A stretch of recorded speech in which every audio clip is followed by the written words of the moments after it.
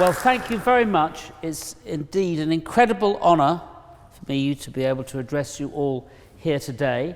Let's just look at the elements that we have here. There's a piano, and then there's the place. One of the greatest, the oldest college in the English-speaking world, the oldest university in the English-speaking world. From John Wycliffe, British Prime Ministers, some of the greatest thinkers in history over the years have come from this very place, the place you're at now. And on the other side of it, one of the world's greatest musicians, one of the most generous benefactors of charities, one of the kindest and wisest men in England. Unfortunately, he couldn't come, so today I've decided to join you, and I'm going to, in short, give you a short talk or address about a relationship that I've been having for quite a long time now with somebody that's in the room, and that is this person here, the piano, ladies and gentlemen. And I'd like you to give the piano, just if you would, a round of applause.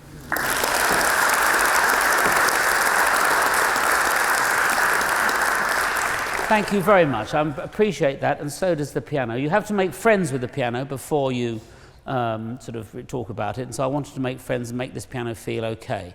And I have had a lifelong relationship with the piano, and it has changed my life. I wouldn't be here talking to you now if it wasn't for the piano that sits here. So I suppose I should start with a brief history of the piano for those unfamiliar with where it starts and where it comes from. It was evolved from the harpsichord by the sort of Italians, and the difference between the piano and the harpsichord was that it was a dynamic instrument. That means that for the first time ever, you could play it quietly or you could hit it harder and it made a bigger sound.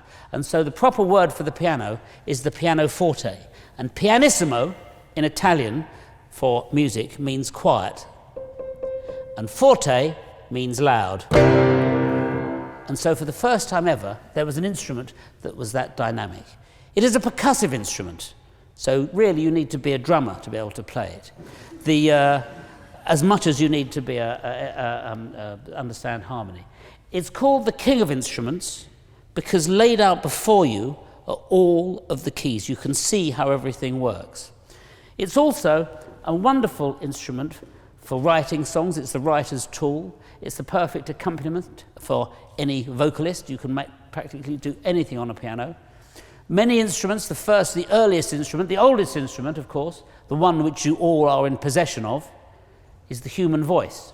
But the human voice, like the trumpet, the saxophone, the clarinet, and so forth, are monophonic, which means you can only play one note at a time. With the guitar, you have to hold the notes down and strum with the other hand, so you're still limited. With the piano, you have an orchestra at your disposal, and here are the 10 members of the orchestra. So if you can master the piano, you've mastered everything. It is also, as well as being the king of instruments, it is a piece of furniture. It is the friend in the corner of the living room. It's somebody that you can come to in times of difficulty and uncertainty. It's somebody that I come to, and every time I play it, it's like a battle. Sometimes the piano wins, and sometimes I win. Sometimes something new comes out. And whenever a different pianist plays the piano, a different sound comes out of it.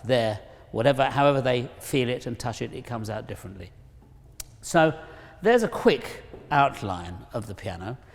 Now, I'd now like to speak about how I started with the piano. Maybe I should ask, do any of you have pianos here? Or does anybody play the piano here? Ooh, exactly. May I say as well, how brilliant, I can see what sort of people you are, because they say, nowadays, it's important people learn music because it will improve their skills in all sorts of other areas like mathematics and languages. I mean, I say, who cares, so long as there's lots of people playing the piano. You learn so much by playing the piano. So I started when I was about 8 years old, and my uncle, who was about 16 years old, was in my grandmother's front room in a small house in Greenwich, a small terraced house in Greenwich, and I knew this piano quite well because so when I was about 5, I would sit on my grandmother's knee and she would say, "Oh yes, 20 years ago, I was born in 1958, so this would have been in the 60s. So my grandmother used to say, 20 years ago, the houses over the road were bombed, the windows came in, and everything was charred in the room, including the case of the piano. But if you lift up the lid of the piano, which we would then look at, it was all dazzling and shiny, and that's probably my earliest memory, this shiny thing. And she would say to me, even the Luftwaffe couldn't stop us having a sing-song. I didn't know who the Luftwaffe were. I thought it might be quite a good name for a group, but that was my thoughts at the time. So my Uncle David was one day playing this piece on the piano, and when I heard this piece, which is a simple sort of boogie-woogie piece, that moment, the chaos of the universe became ordered, and I realised what it was I wanted to do. So what he was playing was basically this.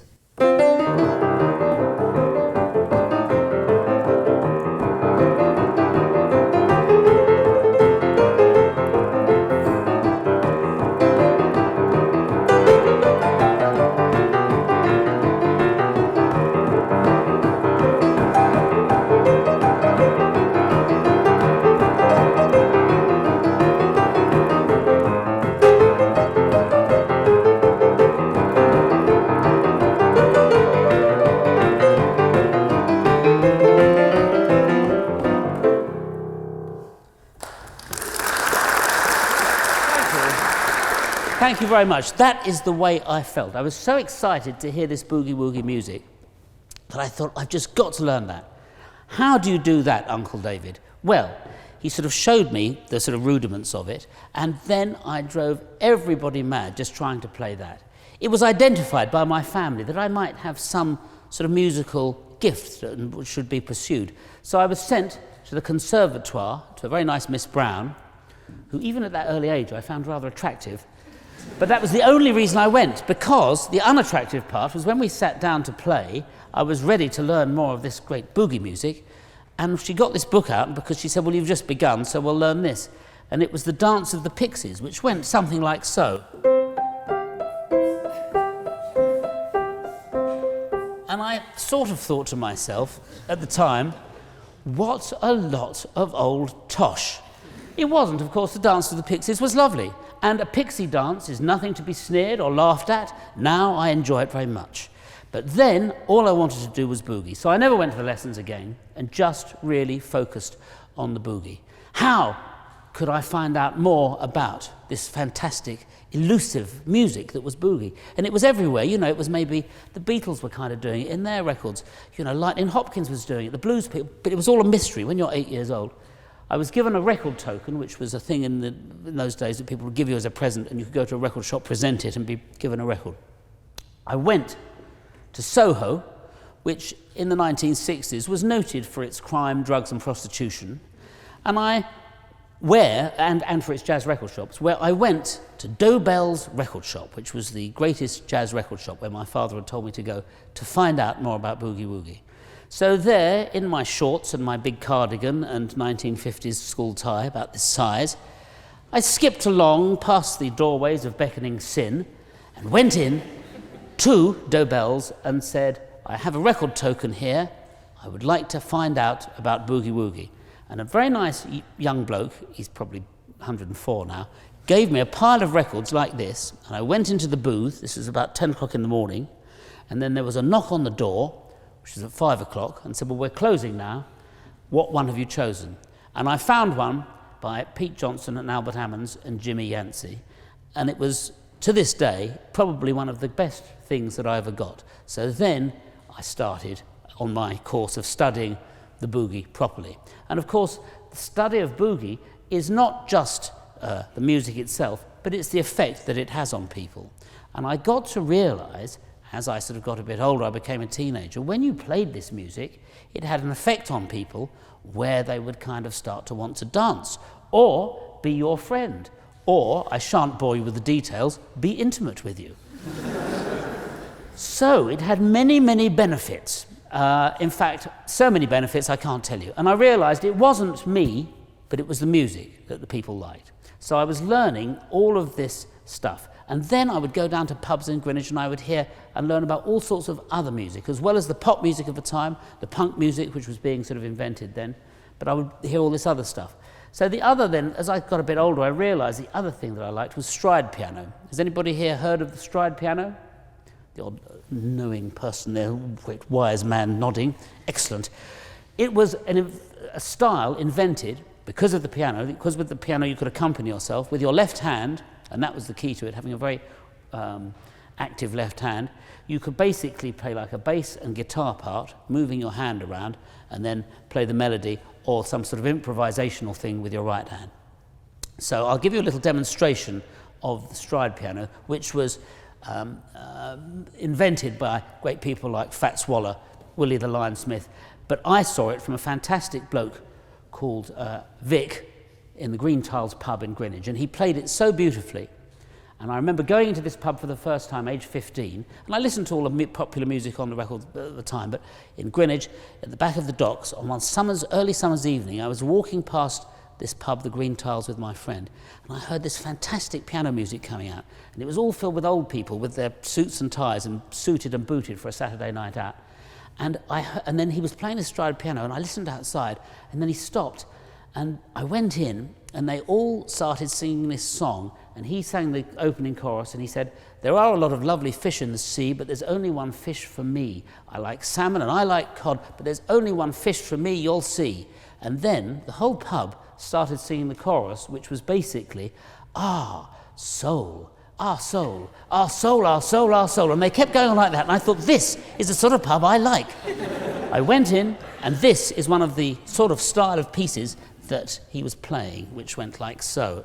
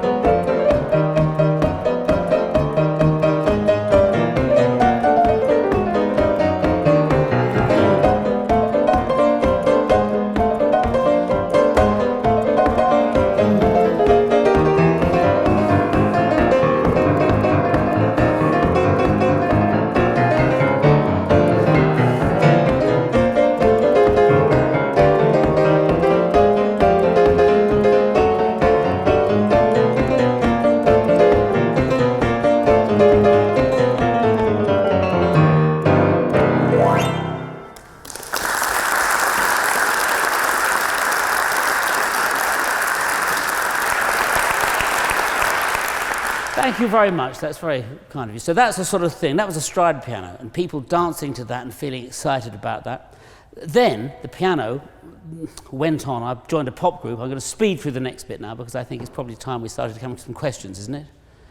Possibly, yeah, okay, Chris is giving me a possibly. I've given you the early part of my introduction to the piano, and then what happened was, of course, is I realised with the piano there was no limit to what you could do. I realised with music, the first rule that there are no rules, and the second rule is to ignore rule number one.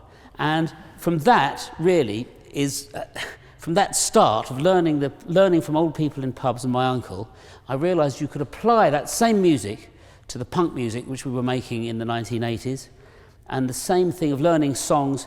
So when I write songs now, or when people come on our show and I accompany them, it's the same thing, or just plugging into the same thing, which is music, and which is the piano. I think that if you look at the history of piano music, the more I look at it, the more I discover. And I think that if you live to be 500, you'd still never discover all there was to know. Because the more you look, the more things open up to you. So if anybody's playing the piano, I advise you to just keep doing it. Or if you just have an interest in music, the more you keep looking, the more it will reveal itself to you. So there's my brief preliminary thoughts on the piano and myself. I sort of, people like the early years, Elvis the early years, we like that bit best. So I sort of spoke about that mostly, and I've sped through the rest of my career with a couple of sentences, because that's about how interesting it is. But I would like now the other thing which we're going to demonstrate now is that the piano has been pushed into the middle, so I can sort of be in the middle of you and discuss things. But I think Chris is going to ask me some questions, and we're going to sit up here, and you will see how it takes a team of people to move the piano over there. And this is the one disadvantage of the piano, that where you can go into different bars and places like that. The person with the guitar, when I first started with Squeeze, we've got a festival. Have we? Great. Where is it? It was some festival. I don't know, somewhere we're all sort of 17. This is great. We've got a festival. Yeah, come on. So, wait a minute. How do I get... Have they got a piano? No. You can bring the piano. How can I possibly take the piano on the train to a festival? And that's when I realised not everything is great about the piano. The one negative thing is its size, because you're now going to see 3 extremely muscular, well-trained ex-SAS weightlifters moving the piano to one side, and I'm now coming to join Chris here for some questioning, some routine. Thank you.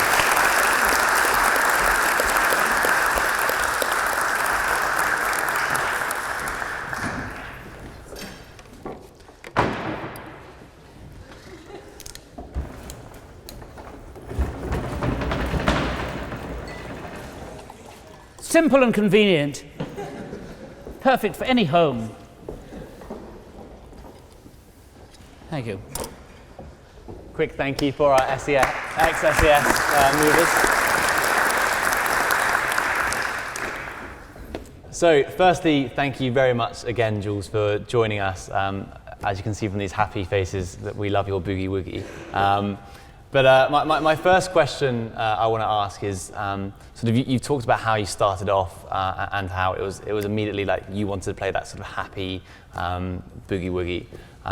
My question is, did you ever consider like whether you could expand into other instruments, whether you wouldn't just base everything around piano? Is there any instrument that you wanted to really develop at a high level?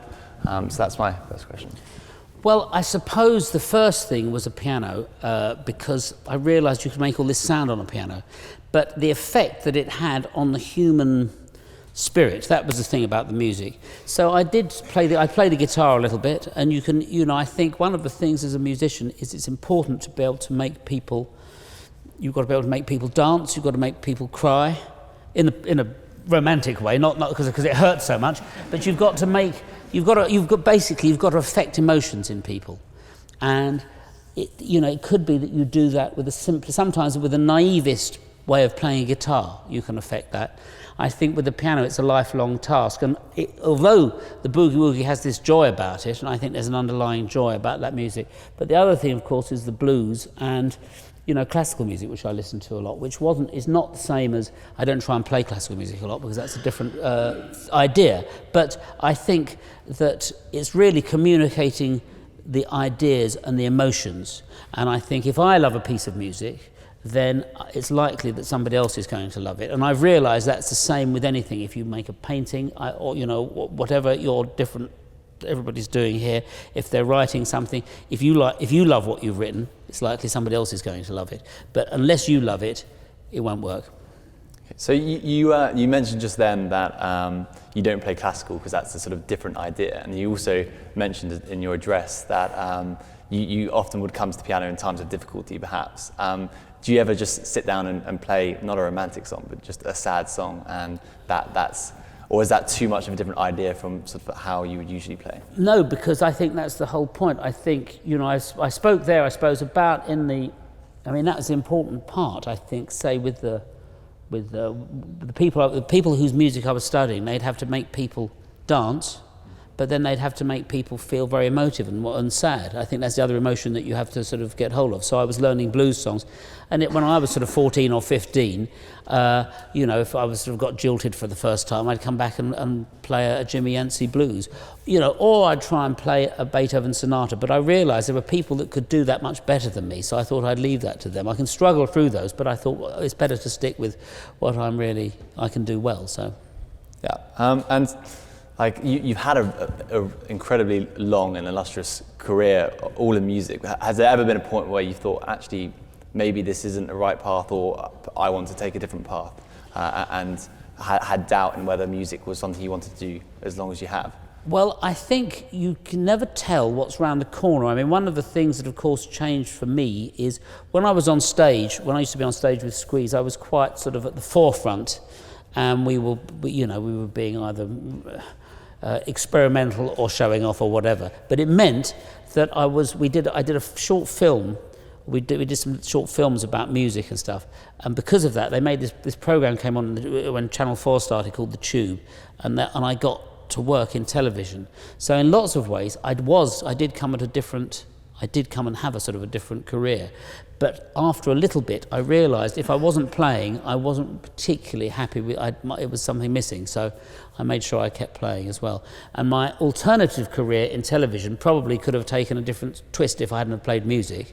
But it's always, whenever I've worked in television or films, it's always been related to music, you know. So when you were a presenter on The Tube, was that something, as soon as you sort of tried out TV, was that something like it clicked? Yeah, that's something I want to develop more, go into TV more, bring music into, because the tube was quite unique in what it brought, sort of live music as opposed to sort of miming. Well, I think the Tube, looking back on it, was a program, and it went out I think it started in 1982, and it came on when Channel 4 first started. And the point was, at that time, the presentation of music was quite sort of earnest and rather safe. And punk music hadn't really been touched upon. And The Tube was made in Newcastle by people that really did want to change, sort of have a different view of television. So I went with Paulie Yates, who was the co-presenter, who was at the time married to Bob Geldof, to do an audition for The Tube. And so they filmed us, but we couldn't see the people who were behind in the control room. And I think one of the things we had to do was interview a student about what they were doing, and we had to sort of pretend to introduce something. And we were hopelessly incompetent. Paulie Yates ended up sort of pushing the student off his chair because he didn't answer her question how she wanted or something.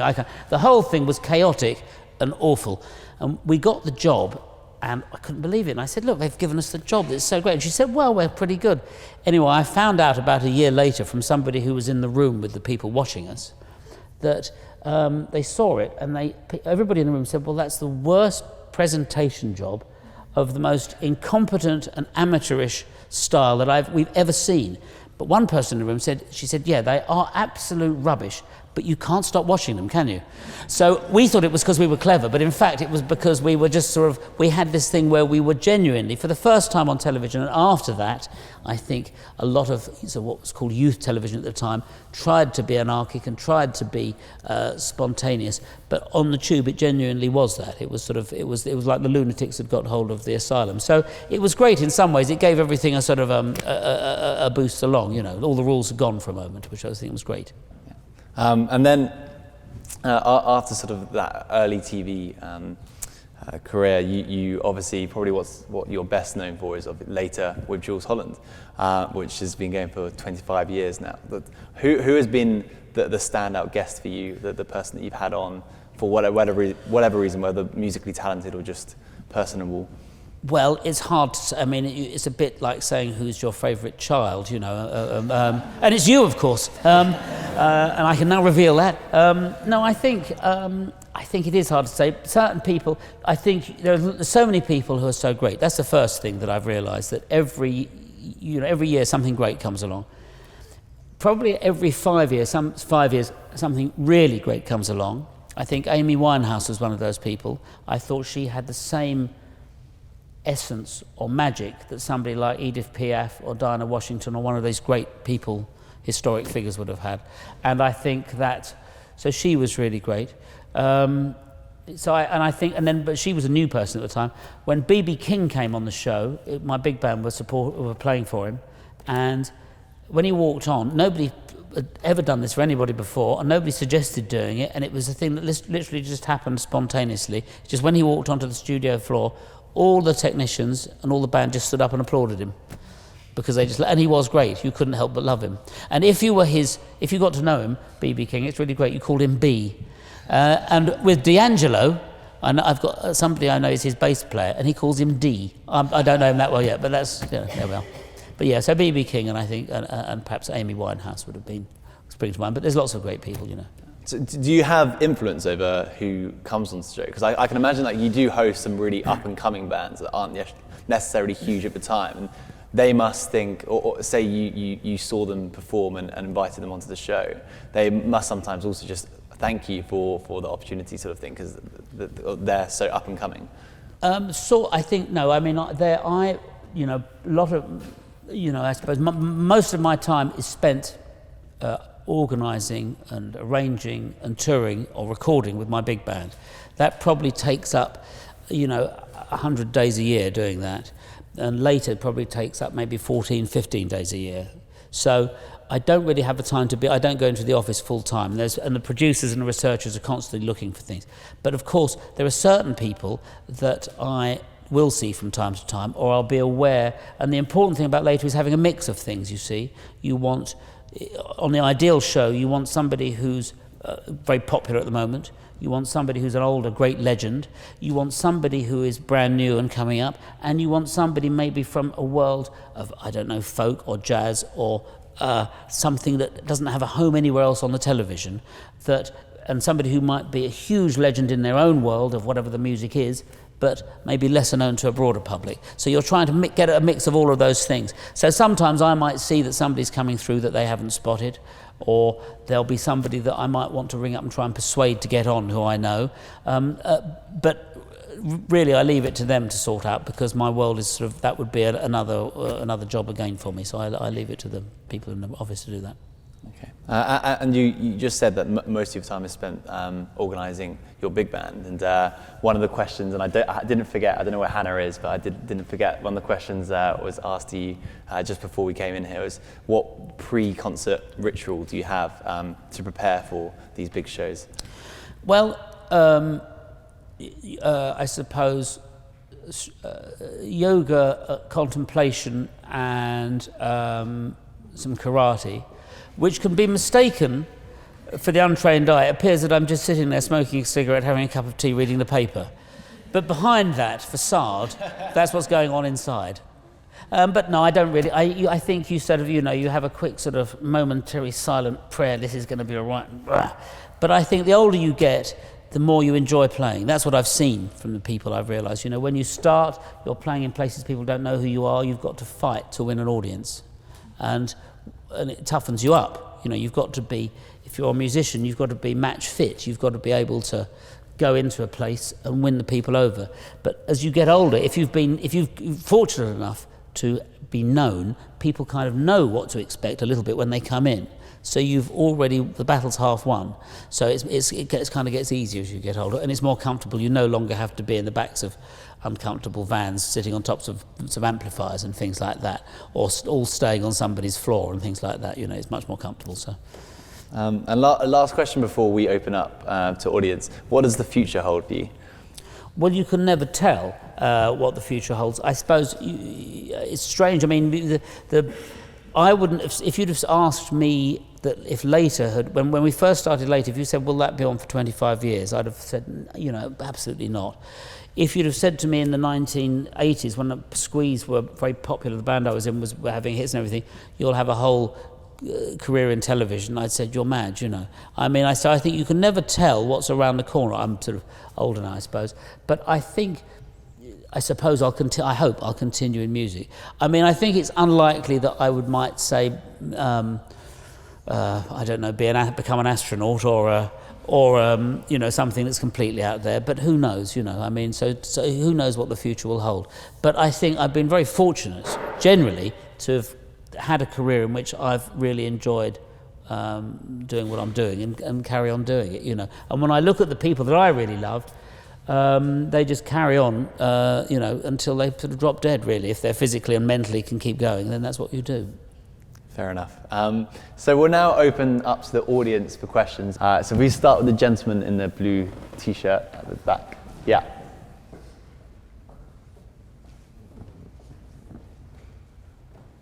So we've had, in recent years, particularly in blues and soul, a lot of transitions. Some big names have moved on, some really big names have come up.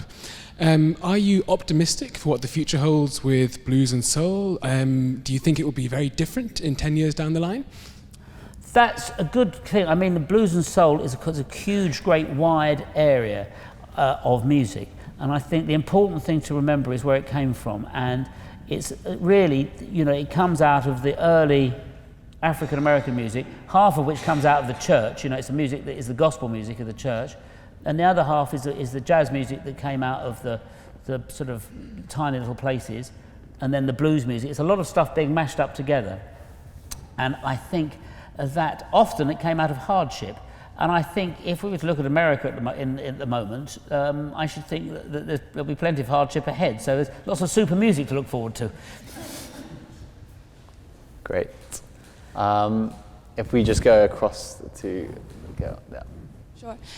Recently in the US, there's been a little bit of controversy around the film coming out, La La Land, and it's sort of about jazz music and everything. And there's been a discussion around ignoring the history of jazz music and blues and soul and its African American roots. And I was wondering if you think it should be addressed whenever that kind of music is discussed, or whether it's fine to kind of separate it as a more as its modern state. Well, that, you know, that whole question. There's a friend of mine called Gregory Porter, who's a great jazz singer, and I've written. Is everybody familiar with Gregory Porter? It's just he's a great modern contemporary jazz person, and he came and a great singer. And when he came on a tour doing shows with us a couple of years ago, before he's become very popular now, but he came and was out doing the shows with us, singing with my big band. And what he used to say, it's interesting because the people over here have always had a very strong connection with that jazz and blues music, but they don't have the same connection with it for the reasons of they like the joy of it and the danceability of it, but it's not on the same for the same social reasons. In other words, you know, America is a very odd place, really. I mean, they've invented some amazing things, and in fact, their most important and greatest invention, really, is that music. You know, nowhere else. Before then, people had painting. You know, the Europeans had done all of that, and sculpture and architecture, and hands down, they've done it. They've won. But with music, that was the greatest invention, really, of the 20th century. That was a cultural invention, and it was very much the African Americans that did it. And I think there's a feeling that, and of course in music it's very tricky because everybody going back hundreds of years is a beggar and a thief. Everybody's nicking each other's ideas, and of course it cross-pollinates. But it does come from essentially people that had been enslaved and had a pretty horrid time of it. And when you go to big American cities now, it's still, you know, Chicago, there's a bit where it's a divided place. They're divided cities. It's not much more than anywhere else, really. And so you've still got all of that going on there, whereas here it's separate. So I think it is important to acknowledge it. I don't think you want to go on about it or make it too like a thing you've got to know about, but it is very important to acknowledge it and to understand where it comes from and what its kind of meaning is. So I think it is important to do that, yeah. Great, thank you. If we now come to the front, you in purple, yeah. Oh, yeah, okay. You first, then we'll go to you. Thank you for the talk. When you have guests coming on the show, is it organised before, or do you just improvise at the time? When you say guest, do you mean what? When you have other artists which you're improvising on the piano? The piano with? Yeah. Well, that's a good thing. I mean, sometimes I say, let's do a spontaneous moment at the piano and come to my dressing room to rehearse it. But sometimes we have somebody well, I'm at the piano with somebody. It often comes because there'll be an artist coming through who are just doing promotion. So they haven't got a band with them. They've just come to be on the television and radio to say that, in 3 months' time we've got some live dates or whatever it is. As an example, Gladys Knight did that. She comes on, and so she says, well, I'm going to come on and we can just do a bit of something at the piano. We'll work it out in the dressing when I get there. And often those moments in the dressing room are the most magical moments in my life because somebody starts doing something and you know that it's going to work, you know. And 90% of the time it does. It doesn't always, but 90% of the time it does. Sometimes it is genuinely spontaneous, but that's quite frightening then because it's live television, so you want to kind of know what somebody's doing. So we do try and run it in the dressing room first, but that's about all. It's only done that afternoon, you know. And then, of course, it's different every time, you know. It's never quite the same twice. But it's the most fun part of it for me. And the bit first in the dressing room where people just suddenly sing and play. It's in a little room. It's magical, you know. Great. And if we then go to just pass it down to the, on the purple. Thank you. What do you think the main difference is in the music industry between when you started out and now in 2017? And would you have any advice for anyone that wants to do a career in music in this current era? Well, I think that's a good question. Try and get your music to Jools Holland, get on his show, and you gave me your thing earlier, which I've got in my pocket and I shall listen to it. There it is. Advice number 2 about being a musician, I think you've got to play what you love. And if this is something that Mary Lou Williams, the jazz pianist, said. She used to do teaching things. So she's got to play what you love. You've got to love what you play. You've got to mean what you play and play what you mean. So you've got to really kind of be strong with it. And you've also got to love the people you're playing it to. And and be prepared for endless disappointment. You know, I think that's the simple part of it, or the simple advice. And when you get a recording studio, which anybody who has success have, make sure you get the air conditioning fitted in, because people always forget that bit, and it gets boiling hot with all the equipment. As for the changes in the music industry, one huge change is, of course, that people don't buy records. So, yes, people, it fell off a cliff, people buying records. And everybody used to buy records and CDs, and now everybody thinks they can get music for nothing. So in some ways, the internet was quite good because people can get on and feel inadequate and make resentful remarks on the computer so everybody can see it around the world. And on the other side of it, nobody buys any records anymore. So I believe he was an Englishman that invented the internet. So I mean, this isn't my view, but I've heard some people say he should be sort of publicly tarred and feathered and hung, so because it's killed the record biz, So now the record business is no longer people selling records, it's the music business, and the biggest income is from live performances, and that's what unless you maybe for 1 or 2 artists, but it's literally a handful of artists that sell millions of records around the world, but there's not many of those now. Just to follow from that, you even said in the drinks before that you made a joke about the guy who invented the internet, but surely there's a flip side that the internet helps up-and-coming artists become discovered, and so. Oh yes, no, it's the same. Are you as critical as you? No. I'm not critical of the internet. No, I mean I think it's a view that some people have. It's not like it was the best thing in the world ever. Yeah. There are negative sides to it as well as there are with anything. It's like so. Yeah. Okay. Right. If we just come to the front here. Thank you. Just as a music producer myself, I'm finding it incredibly difficult nowadays actually to sort of spread music on the internet and just everywhere. I was wondering if you think nowadays with the internet it's actually become so populated that in fact people can't get heard. I think that's absolutely right. I think the internet's there's so much stuff on it, and also I think people are confounded by choice. People say you've got all this choice, but when I went to that's the other thing. When I went to Dobell's, I mean, now I sound like an old git, but it's sort of true. When I went to Dobell's when I was 8, I got this one record, and then I had that, so I then listened to that for 3 months. And I bought a record the other day, and I thought, well, I just put that on. And so every time I was at home, I just put this record. It was a 7-inch record of Jelly Roll Morton. I thought, well, I can't figure that out. That's great. So I just played that a lot. But I think now people say, oh, this is great. I can hear everything's there. So they're confounded by the choice.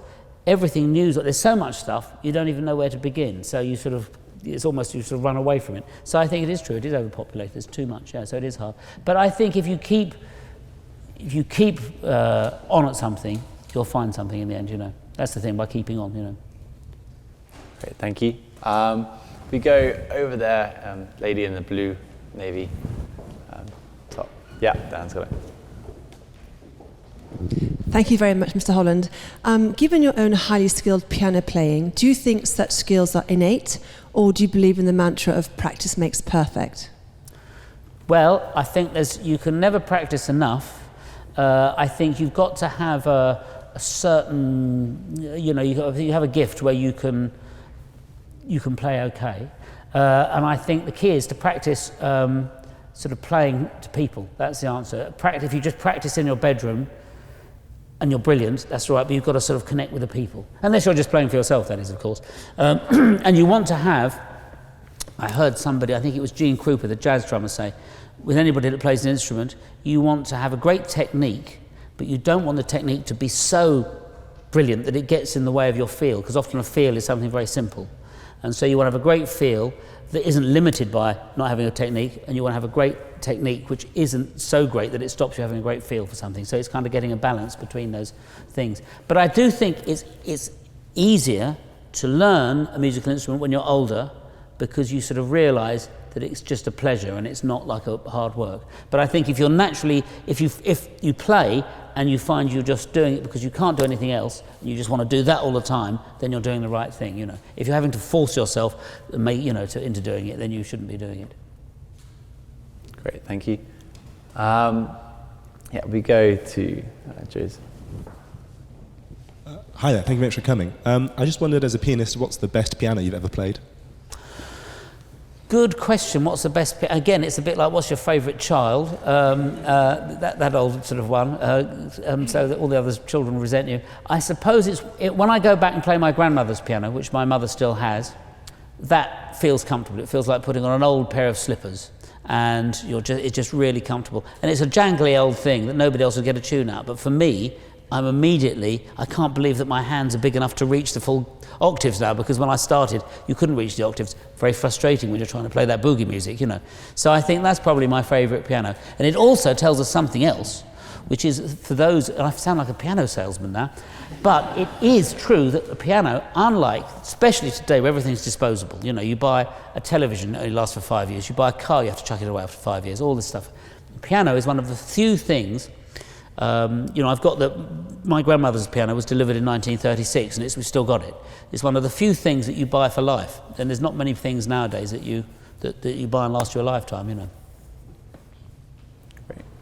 Yeah, we go to the pinky purple. Hi, one of my favourite albums of yours is The Golden Age of Song, which is the kind of collaboration with lots of pop artists. And I was wondering, firstly, if you could tell us anything like interesting about that album, and secondly, whether you have any other kind of collaborations with pop artists coming up. Well, I think one of the things is, that's the point about the Golden Age of Song, we realise that all modern artists, all sort of modern pop stars, or anyone who's any good, always have a history, and they understand what the history of music is.